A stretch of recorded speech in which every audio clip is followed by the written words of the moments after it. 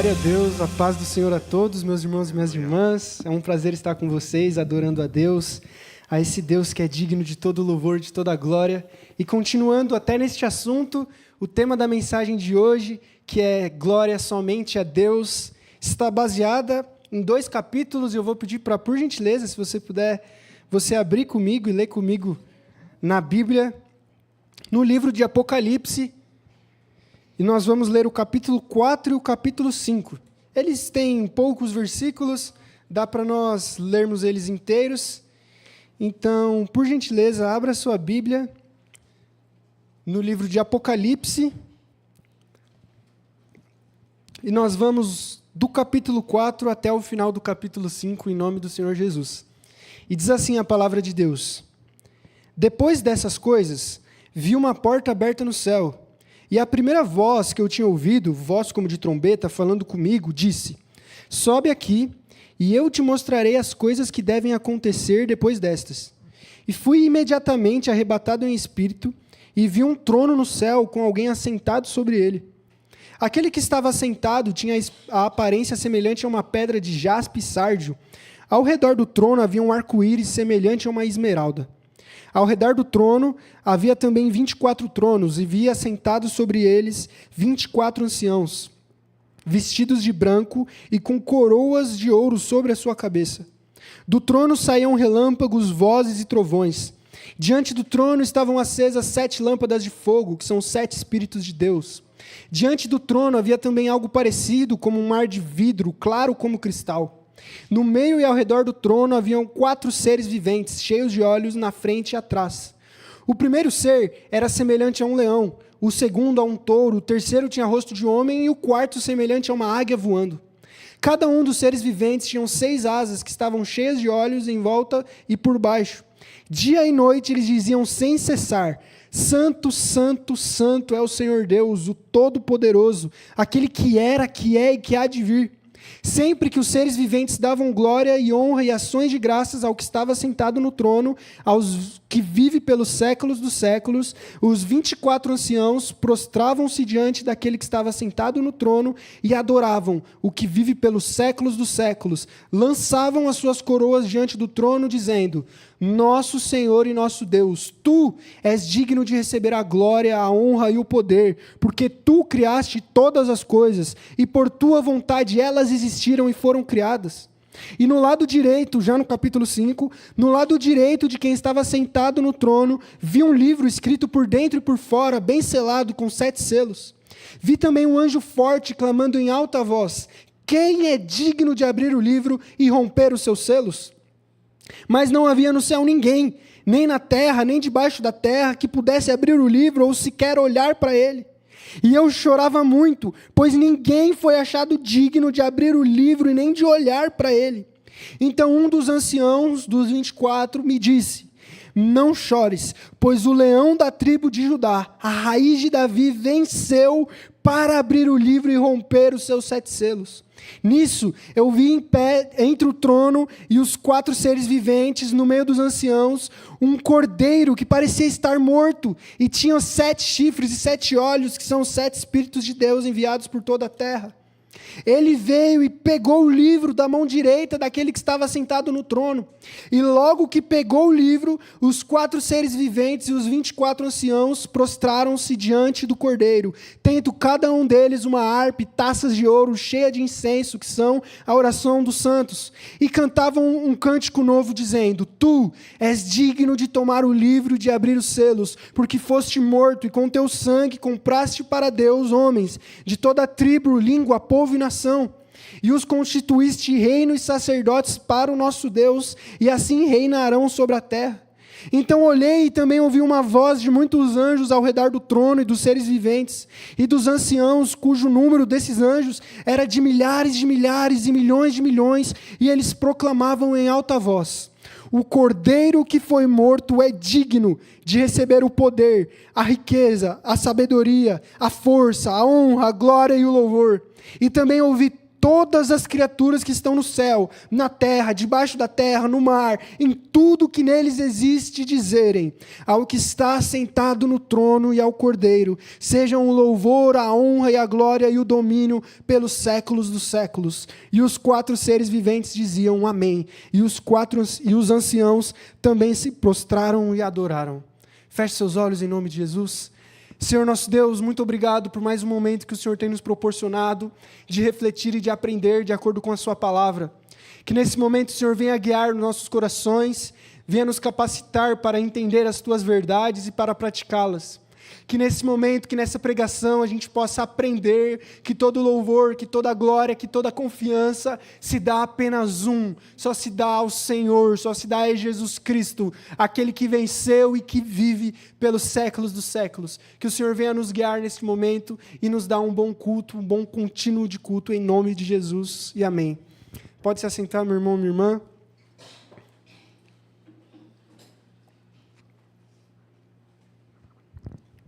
Mais uma vez, uma boa noite a todos. Espero que todos vocês tenham tido um excelente domingo, final de semana que, inclusive, passa muito rápido. Já vamos para mais uma semana, já estamos no mês de novembro. Rapaz, como está passando rápido as coisas. Já vamos estar em 2025, o tempo passa muito rápido.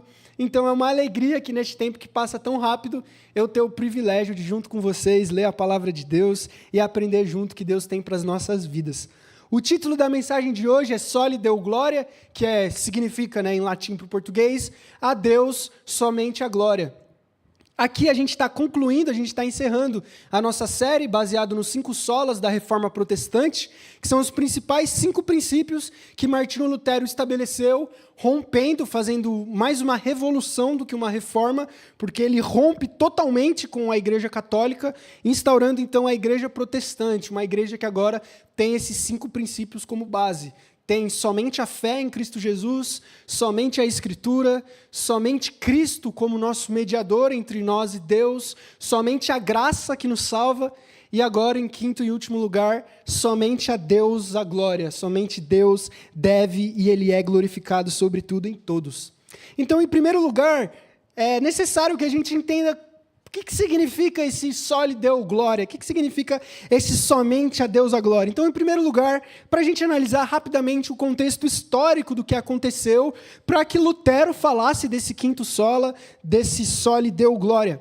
E o contexto da época é aquele que a gente já tem trabalhado desde o início dessa nossa série de mensagens. Durante o século XVI, que é a época em que Lutero viveu, a igreja estava totalmente corrompida. Havia mediadores entre nós e Deus, e um deles era o Papa, outros padres. Havia o comércio de indulgências, que eram ferramentas para que você tivesse o seu pecado perdoado.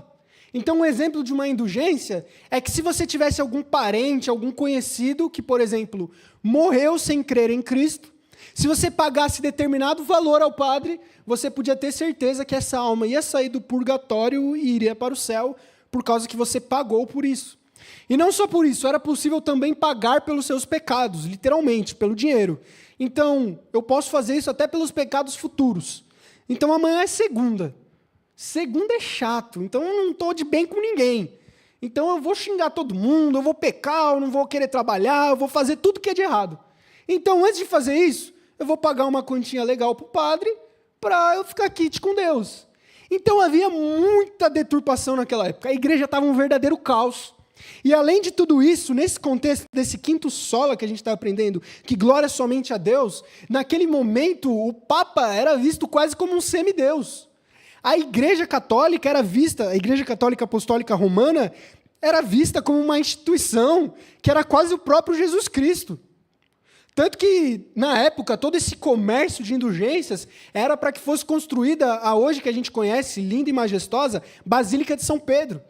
Então, a gente via os papas, os cardeais, todo o clero romano em cadeiras de ouro, vivendo no mais bom, no maior luxo possível, recebendo glória que somente era dada a Deus.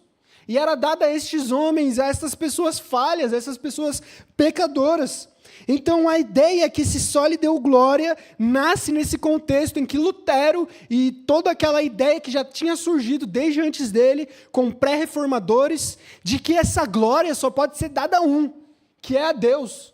Nasce na ideia de que Lutero não quer dar glória a homens, a mulheres, a instituições, mas toda a glória, todo o louvor da nossa vida só deve ser dado a Jesus Cristo. Então é a partir deste contexto que Lutero inicia a ideia de que a glória é somente a Deus. E isso já nos traz uma reflexão, como por exemplo, aonde está o nosso coração? Quem que nós temos adorado? A quem que nós temos dado glória? De acordo com as nossas atitudes, qual que é o reflexo?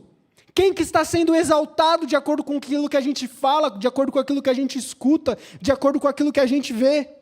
Então a ideia é que na mensagem de hoje, lendo esse texto de Apocalipse 4 e 5, a gente possa voltar a mente àquele que é o único que deve ser adorado, aquele que é o único que deve ser exaltado. E o contexto do texto que a gente leu de Apocalipse 4 e 5 é parecido. Aqui na época, a mesma coisa. Havia um imperador, na época de João. E o imperador de Roma, ele buscava adoração para ele. E o livro de Apocalipse é um contraste claro, em que mesmo numa época onde existe um homem que está querendo ser adorado, mesmo numa época onde a gente está sendo perseguido por ser crente, mesmo num momento hostil e num ambiente contra o evangelho, ainda assim há alguém que está sentado no trono e governa todas as coisas. Mesmo com o imperador na época falando que ele deve ser adorado, João, através dessa visão, ele tem o coração confortado que o único que está no trono não é César, mas é Jesus Cristo, o Cordeiro que venceu para abrir o livro e para abrir o selo. E é incrível que em Apocalipse 4 e 5, na Bíblia inteira, é uma das maiores expressões de adoração que a gente encontra. No capítulo 4 e 5 a gente pode ver todas as criaturas do universo adorando a Deus, aquelas que habitam na terra, aquelas que habitam no céu, todos, não há ninguém que não adore e renda glória ao Senhor Jesus. É como em Filipenses 2 diz que Jesus foi dado um nome que todo joelho se dobre no céu, na terra e debaixo da terra. E aqui o texto que a gente leu do capítulo 4 e 5 é um texto que reflete uma adoração a Deus. Como diz no versículo 8 do capítulo 4, eles cantavam dia e noite sem cessar, Santo, Santo, Santo é o Senhor Deus, o Todo-Poderoso que era, que é e que há de vir. No capítulo 5 mostra ele lançando as coroas no chão, eles exaltando a Deus, os anjos, todos os povos, todas as línguas, exaltando ao nome de Jesus.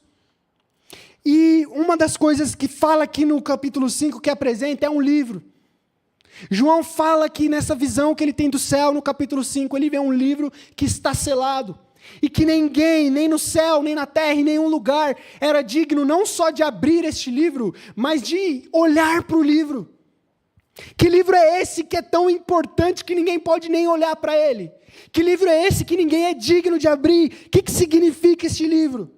E se a gente continuar no livro de Apocalipse, quando o livro é aberto, quando os selos se rompem, a gente aprende, a gente consegue perceber que este livro é a história do mundo. Este livro é o final de todas as coisas. Como diz, a partir do capítulo 6, a gente vê que Jesus começa a abrir os selos, e a cada selo que é aberto, a história do mundo começa a desenrolar.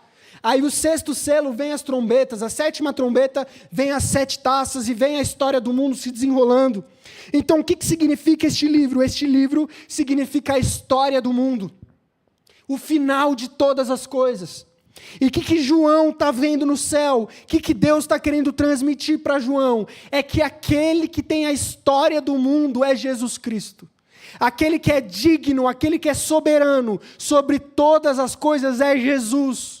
Mesmo como repetindo, mesmo num ambiente hostil, mesmo com um imperador que acha que manda e desmanda, Deus está falando para João, eu continuo no trono, eu continuo sendo Deus soberano sobre tudo, eu continuo com a história do mundo nas mãos, e só eu sou digno de desenrolar essa história.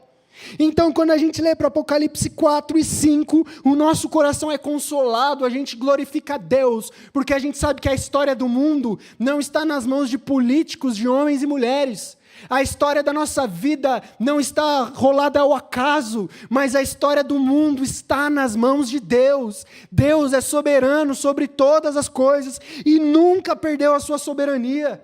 Não é imperador, não é César, não é Nero, não é político, não é homem, não é mulher, não é ONU, não é guerra, não é nada que possa afetar aquele que está no trono.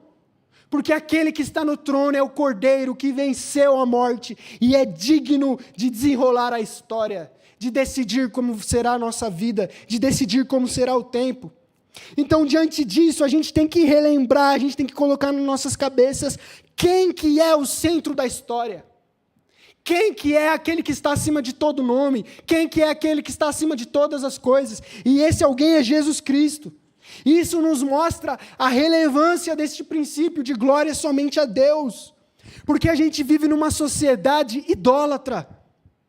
A gente vive numa sociedade que esquece que Deus existe. Que acredita que o futuro é meramente um resultado das nossas escolhas do presente. E essa frase é bonita e até faz sentido. Mas não é só isso. O futuro não é só resultado das escolhas que fazemos, mas o futuro é resultado da soberania e da vontade daquele que está sentado no trono. O futuro está guardado nas mãos de Deus, daquele que morreu e ressuscitou para vencer e para ter o poder e o direito disso. Então, no meio de uma sociedade idólatra, que postura que devemos ter? Vivemos numa modernidade em que buscamos ídolos constantemente. E eu quero destacar alguns ídolos que nós temos durante este período levantado e adorado.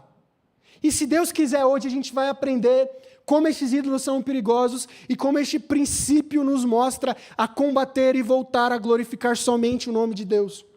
E o primeiro ídolo que eu quero destacar, que afeta e ataca a glória a Deus, somos nós mesmos. Nós vivemos numa cultura extremamente hedonista e extremamente voltada à aparência. Aliás, nunca se viu, eu acredito, uma sociedade tão preocupada com a aparência. Eu acho que isso tem aspectos muito positivos. Por exemplo, é uma geração que está muito preocupada com a saúde. É uma geração que vai muito à academia, que se preocupa muito em fazer esportes, em ter uma dieta balanceada. Só que, em contrapartida, é uma geração que se preocupa muito com o físico, com o corpo, com estar trincadão, não só pela saúde, mas para que as pessoas admirem meu corpo. Vivemos numa sociedade que os filtros do Instagram estão cada vez menos realistas, para que a gente, quando tire nossas selfies, estejamos cada dia mais bonitos para as pessoas nos verem pelo filtro e pelos stories. Vivemos num momento em que até nos cultos a mídia é essencial. Há jeitos perfeitos da gente gravar os momentos de culto que faz uma igreja, que às vezes está vazia, parecer cheia. Vivemos onde a aparência fala muito. Vivemos onde o culto à personalidade é muito grande. Nós queremos ser. A gente tem um padrão de moda que temos que seguir. Eu tenho que me vestir igual o cara que está na tendência. Eu tenho que comprar tal roupa, eu tenho que usar tal marca. Eu tenho que ter o físico desse jeito, eu tenho que falar desse jeito, eu tenho que postar foto desse jeito. Vivemos onde o ídolo da sociedade é nós mesmos. E isso afeta e ataca diretamente uma glória que só deve ser dada a Deus. Porque, em primeiro lugar, isso é errado porque nós não nos conhecemos. Às vezes a gente acredita que quem mais conhece a gente é a gente, mas não é. Quem mais conhece o Gustavo, não é o Gustavo. Até porque as minhas percepções são todas erradas, foram todas contaminadas pelo pecado. Por isso que existem pessoas que às vezes estão num peso abaixo, mas se olham no espelho e ainda acreditam que estão gordas. E vice-versa. Isso é tanto um distúrbio psicológico quanto outras áreas, mas isso só elenca o quanto que a gente não sabe sobre nós mesmos. E isso é sobre tudo. Às vezes a gente acha que está certo numa coisa e vai descobrir anos mais tarde que estávamos errados. Às vezes a gente se vê de um jeito que não é verdade.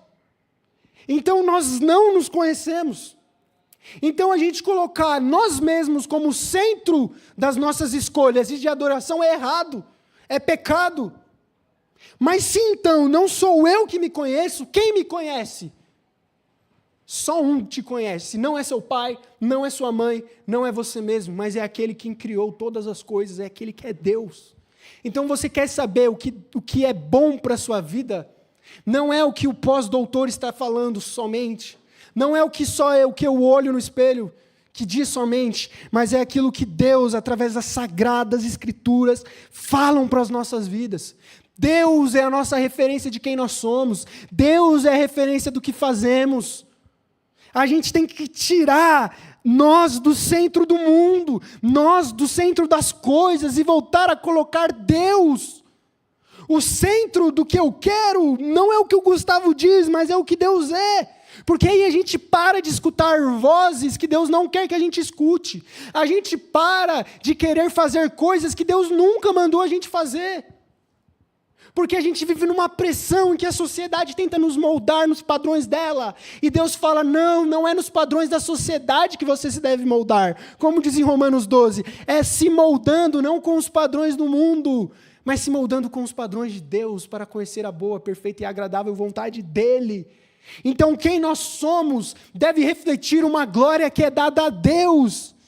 E quanto a isso, Efésios capítulo 1 diz que nós fomos criados, pasmem, não só para sermos felizes, não para eu fazer o que eu quero, mas Efésios 1, capítulo 18, se não me engano, diz que fomos criados para o louvor da glória de Deus. Este é o propósito da nossa criação. Nós não fomos criados para ter sucesso, nós não fomos criados para termos realizações sociais, contanto que elas sejam bênçãos, e eu não estou criticando-as, mas não fomos criados para isso. Fomos criados para manifestarmos a glória de Deus, para louvarmos a Deus através das nossas vidas. Então, o primeiro inimigo, o primeiro ídolo que a gente tem, nós mesmos. O segundo e último ídolo de exemplo que eu quero trazer são outras pessoas. Nunca se viu numa sociedade uma idolatria tremenda quanto aos outros. Nós vivemos, e como eu falei sábado, vulgo ontem, criticando o marxismo, que é um elemento mais tendencioso à esquerda. Hoje, para ser justo, eu vou ter que criticar agora um movimento mais para a direita. Como nós temos muitas vezes idolatrado os homens e políticos. E eu acredito que as eleições de 2018 e 2022 manifestaram isso. Quantas pessoas têm políticos de estimação e ídolos como políticos? E eu quero falar que a Bíblia Sagrada aponta para um caminho contrário a isto. Eu não estou falando que você não deve votar, eu não estou falando nada disso. Mas eu estou falando que a nossa esperança e a nossa glória é a Deus, não é a homem nenhum. E nas últimas eleições, nos movimentos políticos que nós temos acompanhado no Brasil, e não só no Brasil, nos Estados Unidos, no mundo inteiro, temos visto uma polarização e movimentos políticos que tentam idolatrar pessoas, que tentam colocar a esperança do Brasil em homens. Não, porque se fulano assumir a cadeira da presidência, aí o Brasil vai para frente. E o que isso gera? Em primeiro lugar, isso gera uma idolatria política. Você começa a idolatrar e acreditar que determinado homem vai mudar a sua vida. Não é mais Deus que tem a capacidade de mudar você e a sua vida, mas é um homem que pode ganhar ou não. E em segundo lugar, se esse homem perder, como você se sente? Isso revela o quão idólatra às vezes a gente é. E em especial nas últimas eleições, nós vimos totalmente, até de um lado que se dizia mais conservador cristão, uma idolatria absurda e tremenda. E o que essa idolatria nos causa, em primeiro lugar, e especialmente tendo como estudo de caso as últimas eleições? Rejeição dos resultados. Nosso político, nosso ídolo não ganhou, a gente se revolta.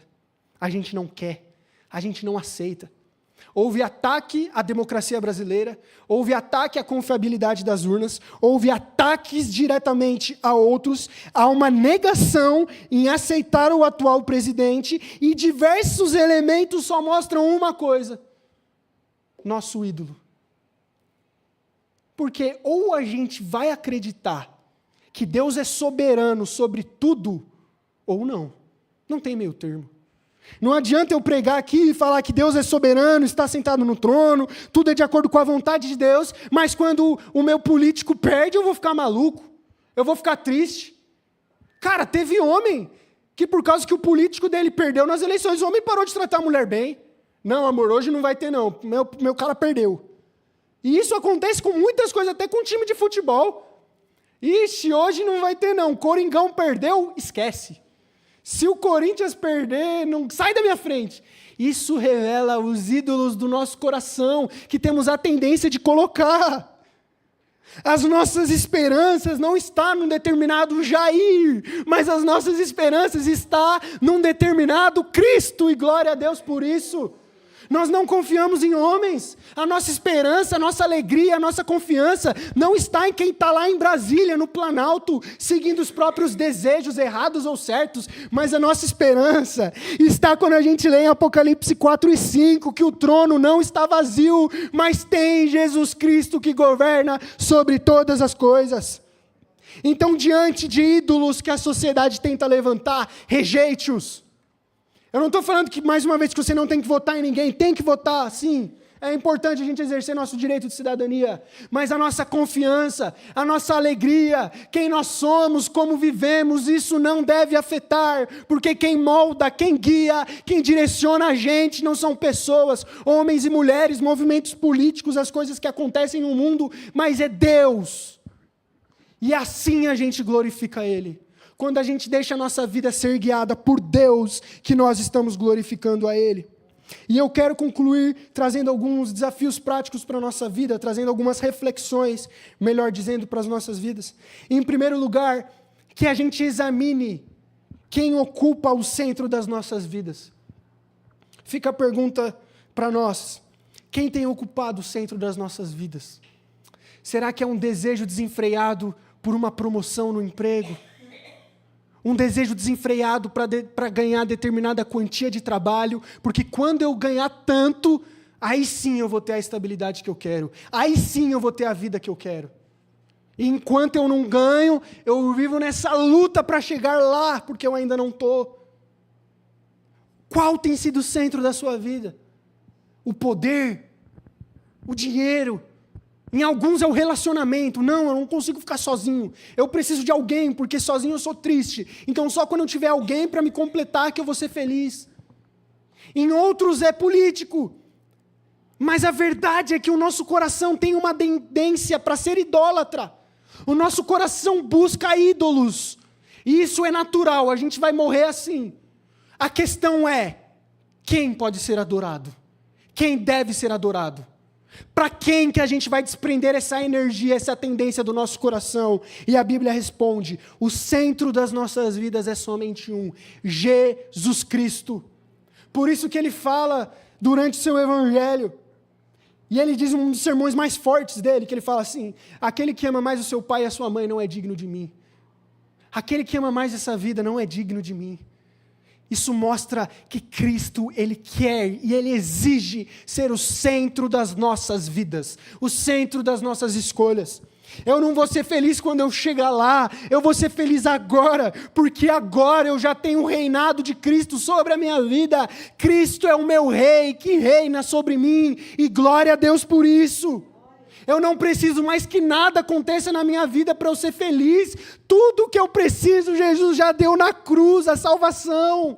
Eu não preciso do carro do ano, eu não preciso da promoção. Se acontecer, glória a Deus, eu vou dar testemunho aqui no jardim. Mas se não acontecer, continuo feliz, porque eu tenho o Rei reinando sobre mim. Esse é o sentimento daquele que é discípulo de Cristo. A gente transforma a nossa vida numa adoração cotidiana. E esta é a segunda e última aplicação que eu quero trazer. Que a nossa vida, que o nosso cotidiano seja uma adoração. A gente não adora a Deus quando a gente vem à igreja, a gente adora a Deus em todos os momentos. E é exatamente isso que Romanos 12 quer dizer, quando ele fala para a gente apresentar os nossos corpos como sacrifício vivo. Está falando de uma adoração constante, cotidiana. Assim como a respiração é constante e involuntária, a nossa adoração a Deus deve ser igual.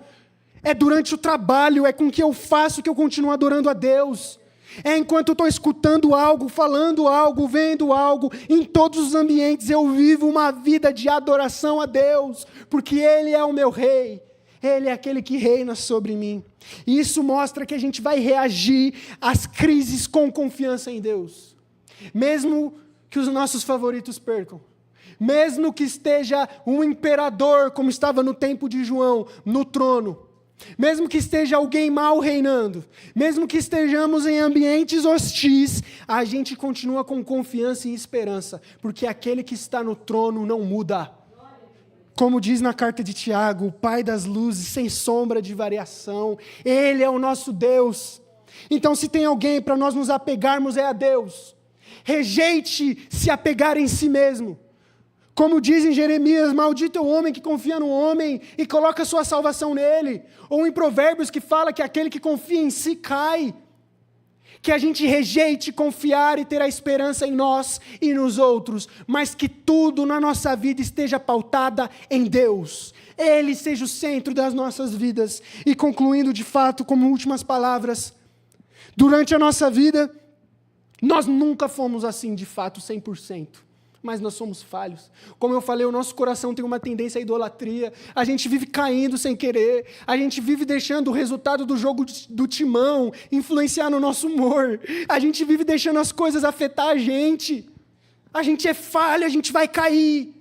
A gente não consegue sozinho. E eu quero sempre no final das pregações enfatizar isso. Não é por força, mas sim olhando para aquele alguém que em toda a sua vida deu a glória devida a Deus sem falhar. Aquele alguém que em todo o seu ministério não deixou por um momento de glorificar e de orar ao Pai que está nos céus. E esse alguém é Jesus Cristo. Você quer ter uma vida dessa?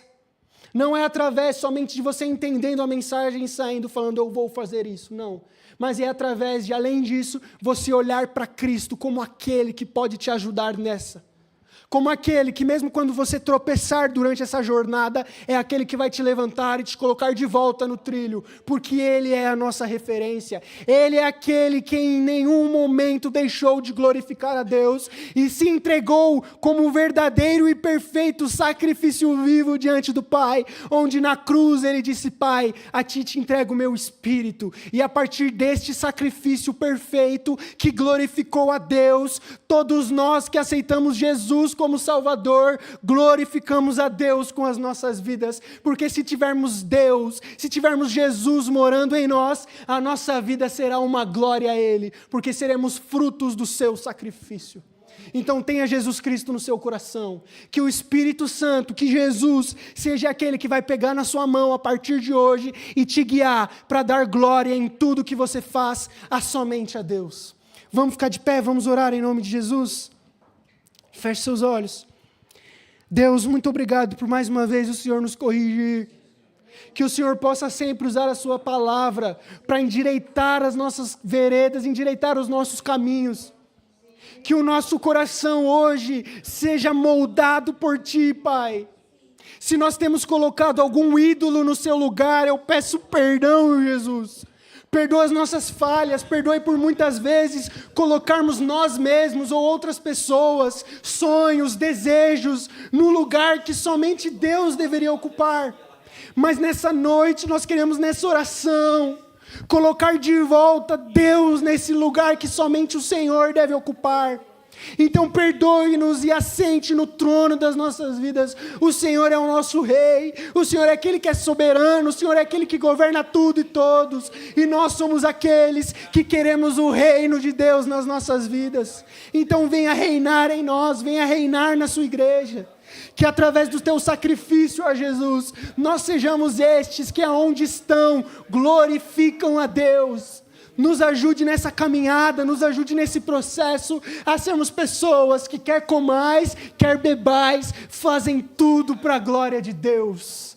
Que o Senhor esteja conosco, que o Senhor venha constantemente quebrar o nosso ego e nos colocar como pessoas que reconhecem que Deus é o único Rei sobre tudo e todos. É isso que nós oramos em nome de Jesus e amém. Vamos adorar, vamos louvar.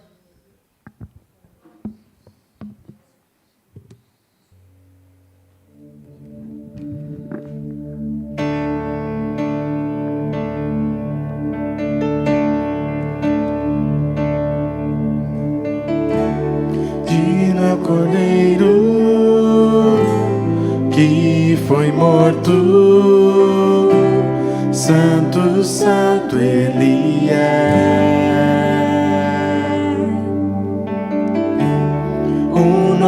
cântico ao que se assenta sobre o trono do céu.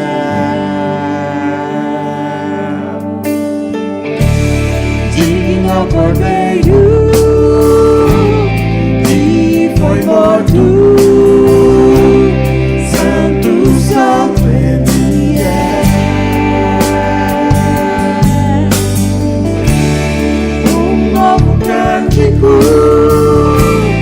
ao que se assenta sobre o trono do céu.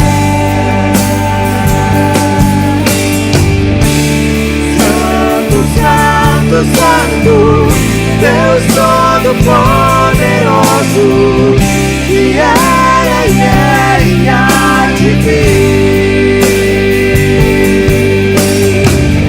Com a criação eu canto louvores ao Rei dos Reis.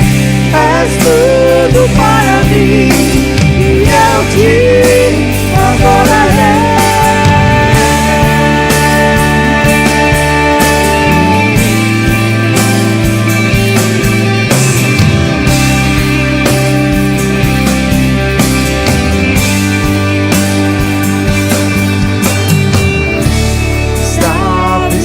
Do arco-íris, sons de trovão, luzes, relâmpagos, louvores, honra e glória, força e poder pra sempre, ao único Rei eternamente. Santo, santo, Deus Todo-Poderoso, que era e há de vir. Com a criação eu canto louvores ao Rei dos Reis. És tudo para mim e eu te adorarei.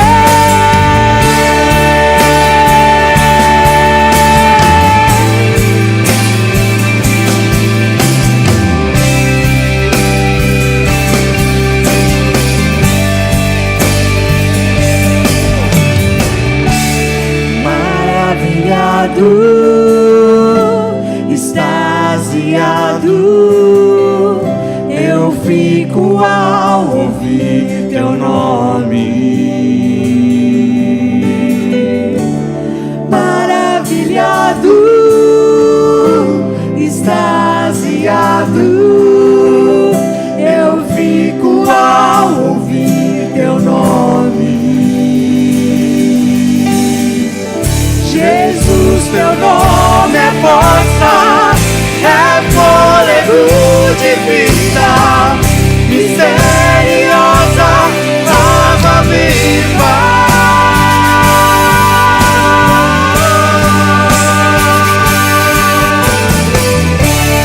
Santo, santo, santo, Deus Todo-Poderoso, que era e há de vir. Com a criação eu canto louvores ao Rei dos Reis. És tudo para mim e eu te adorarei.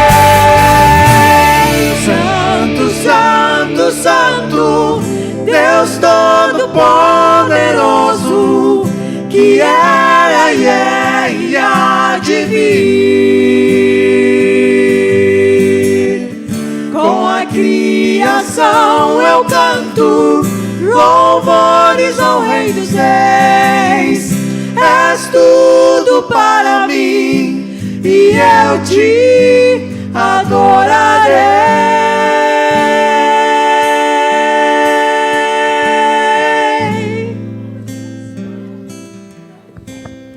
Glória a Deus, glória a Deus. Glorifique o nome desse Deus comigo. Glórias a Ti, Jesus. Obrigado, Pai, por esse momento que o Senhor nos proporcionou de adorarmos e de louvarmos o seu santo nome, Deus. Usa as nossas vidas como uma vida de adoração a Ti em todos os momentos. Nós entregamos totalmente as nossas vidas a Ti. Tudo que nós somos, tudo que temos é Teu, Jesus. Tu és o Rei sobre nós. Tu és aquele que deve ser adorado sobre todos, Pai. E nessa noite a sua igreja se une em adoração e canta que Santo, Santo, Santo é o Senhor Jesus. Glórias a Ti, Jesus. Glória a esse Deus. Aplauda Jesus em nome do Senhor. Glória a Deus, glória a Deus. Que Deus esteja nos nossos corações. Que nessa semana este princípio, que a glória é somente a Deus, esteja cravada nas nossas vidas, como pessoas que não confiam em si mesmas ou em homens e mulheres, que não desejam honra para si ou honra para os outros, mas pessoas que buscam glória e honra somente ao nome do Senhor Jesus. Amém? Nós agora vamos orar mais uma vez, vamos orar pelos pedidos ou agradecimentos que tem na internet. Então, se você que fez algum pedido, algum agradecimento, seja pelo Facebook ou seja pelo YouTube dos nossos canais de mídias sociais, nós agora estaremos orando a Ele. Então, nós temos algum agradecimento? Temos algum pedido? Tá ótimo. Esperar só um pouco para a gente orar, para que Deus possa confortar todos esses corações, para que essa graça que a gente experimentou hoje, de glorificar a Deus nas nossas vidas, seja estendida, tanto a nós, quanto a nossa família, quanto as pessoas do nosso trabalho, as pessoas que temos contato, aqueles que assistiram virtualmente, que essa glória a Deus seja um reflexo em nós, que através das nossas vidas a gente possa exaltar e glorificar o nome do nosso Deus. Nós temos pedido de oração pelo YouTube.